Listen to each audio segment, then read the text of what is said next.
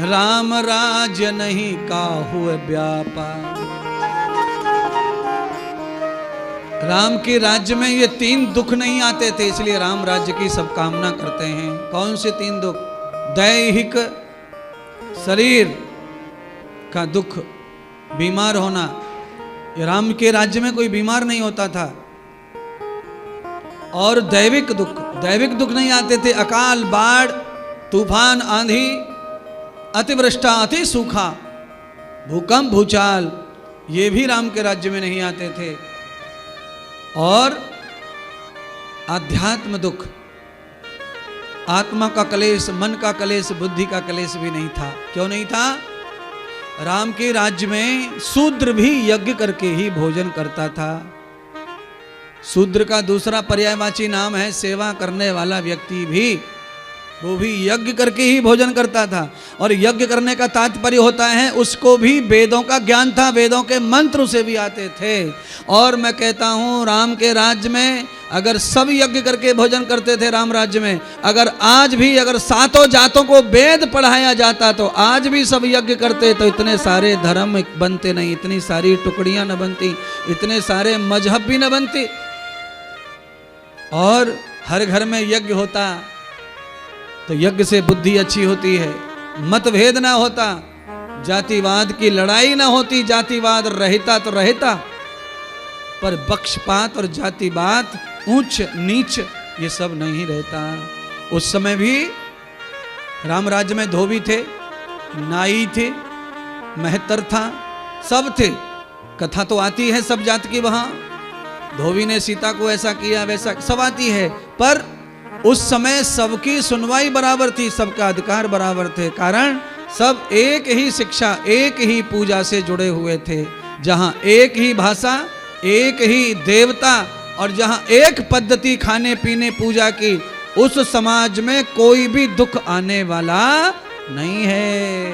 पर बहू सन में, बहू का खसम बन में, बहू की सास टन में, बहू का ससुर सन में। अब घर में 4 आदमी हैं, चारों का मुंह अलग अलग है। कोई हनुमान जी की जयकारे मार रहा है, बहू कह रही है मैं तो ना मारूंगी, ये तो सास को भगवान है। वो जय श्री कृष्ण कह रही है, राधे राधे में लगी पड़ी है, बहू नई नई चेली बनी है राधे राधे की, तो वो राधे राधे कर रही है। तो बहू कह रही है तो राधे राधे लाइए, मैं ना मानती राधे को, मेरे तो हनुमान जी हैं। पति कह रहा है मेरा शिव जी है। ससुर जी कह रहे मैं तो धनुष वाले मानू, मर्यादा पुरुषोत्तम है। अब बताओ भगवान और देवताओं के पीछे एक ही कुनबा में जोड़ मेल है ना, तो यह हिंदू धर्म में कहाँ कहाँ जोड़ मेल होगा। संगक्षद्वम संबदद्वम संभो मनांसि जानताम देवा भागम यथा पूर्वे समझाना नाम उपासते। जो साथ चले, साथ खाए, साथ सोए, साथ बोले, ऐसे देवता कहलाते हैं और फिर उनमें कोई विघ्न पड़ता नहीं है।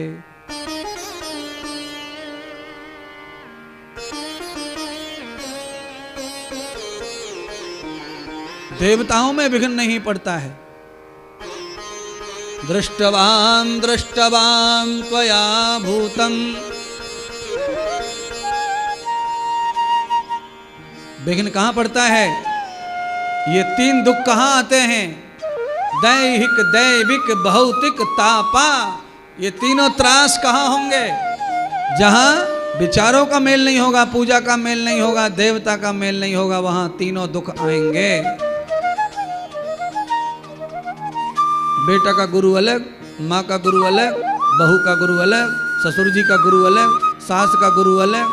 कोई सफ़ेद कपड़ा वाला, किसी का काला कपड़ा वाला, किसी का भूरे वाला वाला, किसी के पीले वाला, किसी का हरे वाला। अब समझ में नहीं आ रहा है। तिरंगा में भी रंग समझते हैं, इंद्रधनुष में भी रंग समझते हैं, पर इस घर में तो सैकड़ों रंग गुरु के घुसे हैं, सैकड़ों रंग देवताओं। बड़ा कठिन उपद्रव है। और बताया गया है कि दही और दूध को एक ही पात्र में डाल दिया तो सब रात में गड़बड़ हो जाएगा।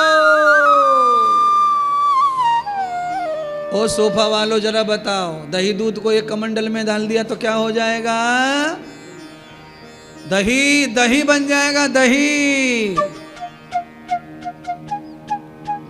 और दही से थोड़ी भी दही में भूल हो गई तो आप जानते ही हैं फिर क्या हो जाएगा? रायता रायता रायता।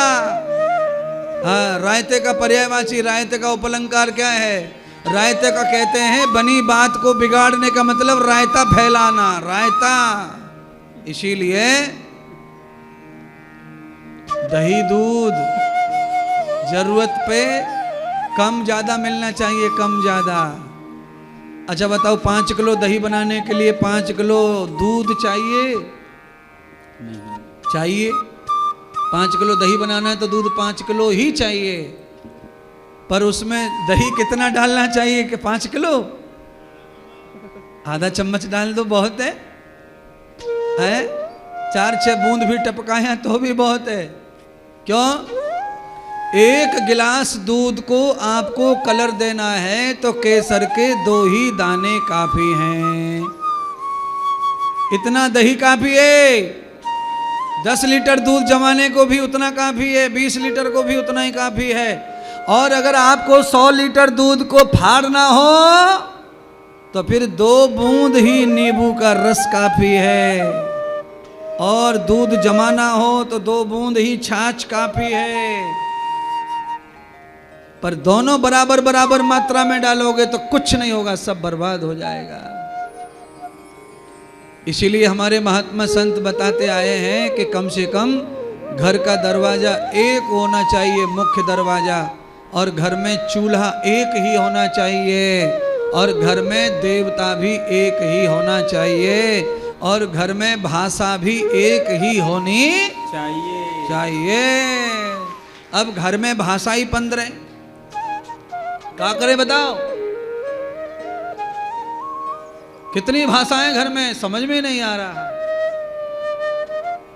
लड़का को भेज दिया पढ़ने के लिए अपन ने मद्रास, कि वहां IIT का ज्यादा बढ़िया है, मद्रास में पढ़ रहा छोरा। अब मद्रास में पढ़ने गया, उज्जैन का छोरा मालवी भाषा बोलता था, मद्रास में 4 साल रुक गया पढ़ने के लिए। उसने तो भैया वहीं पे शादी ब्याह के सारे टांके बिढ़ा लिए, और वहां से किलकू कुटकू कुटकू बोलने वाली को घर में लाके पटक दिया उज्जैन में। न सास समझ रही न ससुर समझ ही नहीं रहा कि बहू कह क्या रही है, क्या बोल रही है, और ना बहू समझ रही सास क्या कह रही है। नहीं नहीं नहीं, भाषा को जानवर भी समझते हैं। इसीलिए जो भाषा अपने को समझती हो उसमें ही अपना जीवन परिवार का और पूजा पाठ का पूर्ण करना चाहिए। जो भाषा हमें समझती नहीं है उसमें पूजा पाठ का भी आनंद आता नहीं है। अच्छा बोलो, पूजा करते करते यजमान परेशान सा क्यों रहता है? क्योंकि पंडित जी जो हूम हाम करता है वो पंडित का समझता थोड़ी है यजमान को। इसीलिए पंडित जी की हूम हाम के चक्कर में यजमान जो है बीच बीच में खुर्राटे फुर्राटे मारता ही रहता है। क्यों? पंडित जी अपनी भाषा में हवन कर रहा है और यजमान को यह भाषा समझती नहीं है। क्या बोले महाराज, अंग्रेजी हमको आती है, पर हम न्यूजीलैंड कथा करने गए ना अभी पिछली साल, तो हमारे जरा हम अच्छी वाली उसमें बैठ के गए थे श्रेणी में, तो हमारी बगल में एक भूरी सी छोरी बैठ गई, बाल सफेद, आंख सफेद, जबरों सफेद।